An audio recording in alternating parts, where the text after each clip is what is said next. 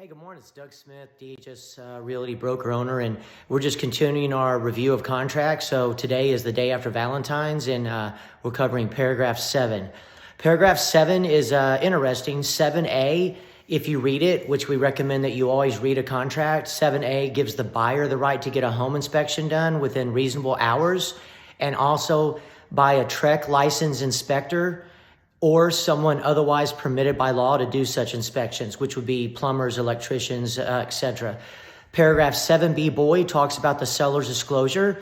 You either have it, you don't have it, or you don't need it. If you have it, you check mark box A. If you don't have it, you usually give the seller about 3 days to get it to you. Whenever you get it, if you don't have it when you write the offer up, the buyer has a 7-day right to terminate for free. Paragraph 7C has 11 exceptions to having to have a seller fill out a seller's disclosure. I've known brokers that only believe there's 3, and you need to know that you need to go with a broker that has knowledge about these contracts. So there's 11 exceptions to not having to fill out a seller's disclosure.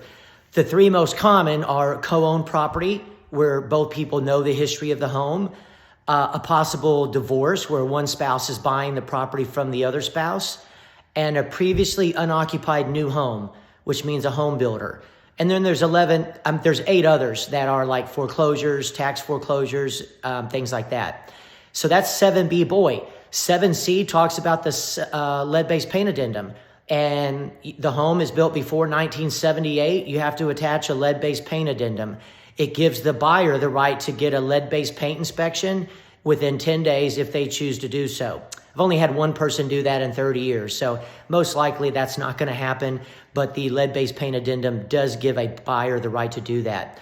Paragraph 7D says the contracts are as is, and then 7H is your home warranty, which is now called a residential service contract. We template $700 to $1,000 in there, and if you read it, it says that the home warranty is going to be purchased in the buyer's name, but the buyer actually never pays for it if there's a dollar amount in that paragraph. That pretty much describes paragraph 7. If you want to ever meet with DHS Realty, we love to talk to you about a firm that has no caps, no splits, no BS, and we know the contracts from first paragraph to the end, and we can recite it and we can go over it wherever we're at. So you'll always have the availability of a broker owner without having to have them log into the computer and pull up the contract. Y'all be safe and have a great Wednesday. It's Tuesday. I'm already excited about Wednesday coming because I want the weekend to be here because I do open houses and I'm able to always work. So y'all be safe and have a great Tuesday and go get some.